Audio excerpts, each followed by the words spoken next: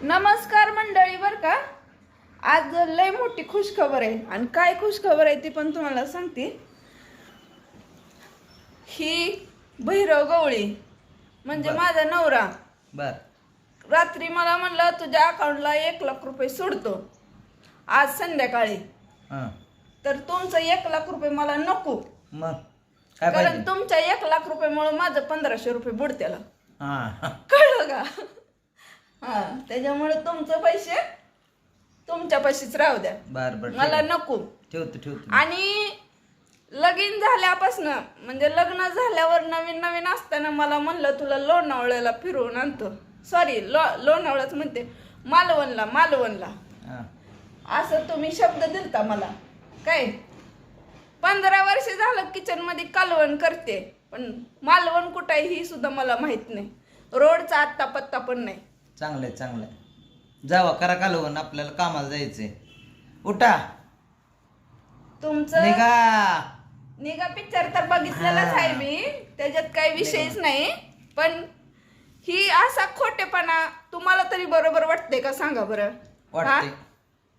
कोणी कोणी तुमच्या नवऱ्याने तुम्हाला शब्द दिला असेल का नाही सांगा बरं? आज संध्याकाळी काय का असं ना फायरिंग करून टाकायची पडदिसनं. ह्या ठिकाणी मला न्यायला भाग पाडलं होतं, मला नेलं नाही. मला नुसतं स्वप्न दाखवली, ती स्वप्न पूर्ण करायची. हा होय करताय म्हणलं की जा आता, काय कर जा जा? कालवण, जा कालवण. मालवण बघते, मालवण जा, कालवण बरं जा. हे असलं असतंय बघा. आणि तुम्हाला एक सांगते, नको सांगू, आठवणीनं. एक पण नको सांगू, दोन पण नको सांगू, जा. मला तुमचा 1,00,000 रुपये नको, माझं 1,500 रुपये बुडत्यात आहे महिन्याचं. खरंय जा, कॅन्सल केलं द्यायचं तुला. हा तसं पण हे जा जाऊ द्या, हेच काय आपलं चालू आहे बघा. मटकीची भाजी, चपाती, मोटर बंद करून या जा. तर बघा, हे असं असतंय बघा.